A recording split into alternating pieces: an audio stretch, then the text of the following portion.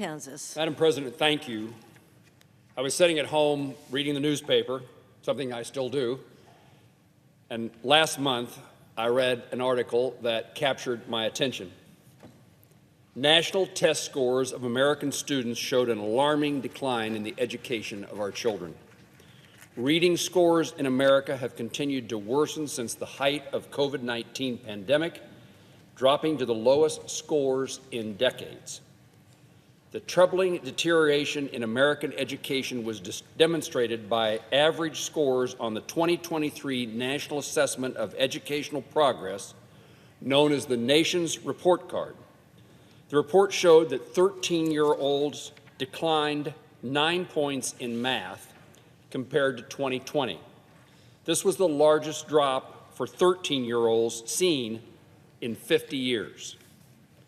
When 13-year-olds are struggling, it portends even worse problems ahead, because mastery in 7th and 8th grade is necessary to progress to more complex knowledge and analytical abilities required in high school and beyond. We know that failures in early childhood education, in early education, have a long-lasting consequence. We must turn these test scores around and accelerate the education of America's young, as though our future depends on it, because it absolutely does. America's strength is a global power. Let me say that the education of our children is hugely important to our students and their families. But also, America's strength as a global power doesn't just depend upon a strong military or possessing the latest weapons. Those things are important, but it also depends upon our economy and our ability to maintain a technological edge over our adversaries. And that all begins in the classroom, equipping our students to read, multiply, divide, and succeed.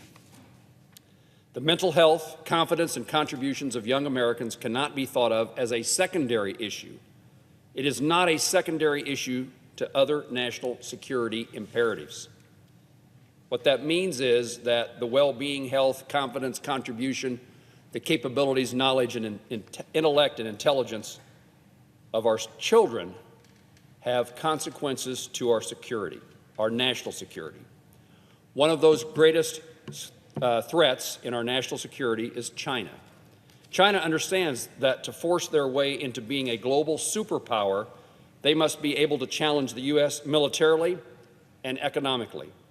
This can be done by dislodging the U.S. as a leader in key technology areas that will dictate the success of nations in coming decades.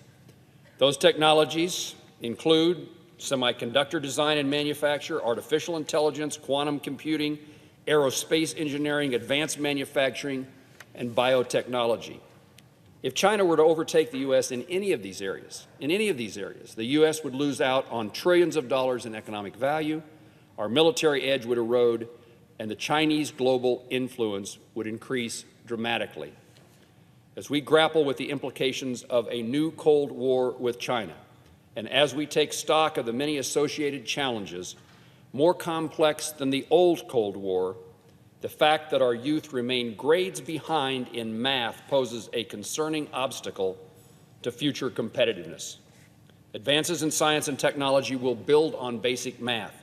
Right now, our children are unprepared, and therefore we are unprepared to meet this challenge.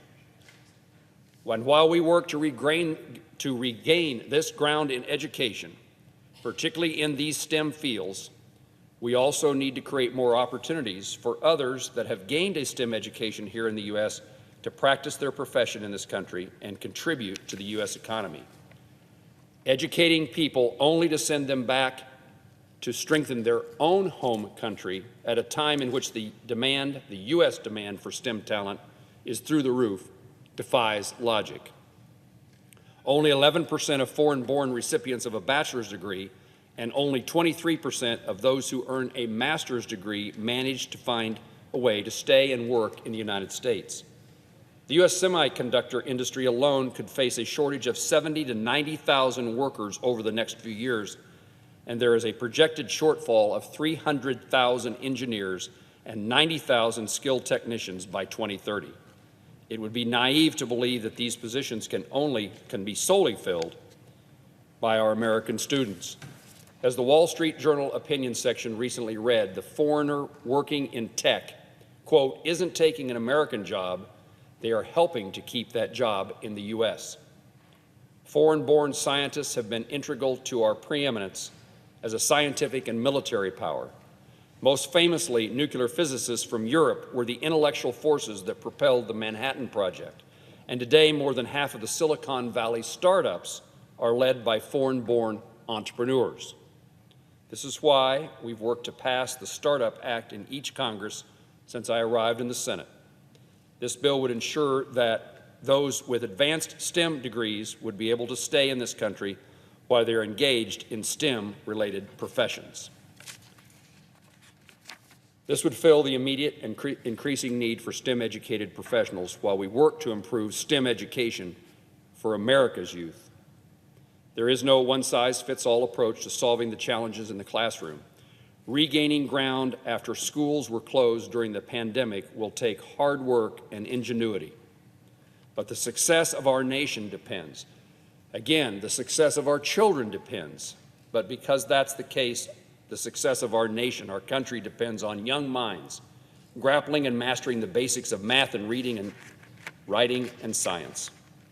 We must make certain we are taking an all-of-the-above, long-term approach to national security, and that means making strides in the classroom and investing in our students. Our schools are there to take care of our children and their future, but failure to do so means that we are damaging our nation's future.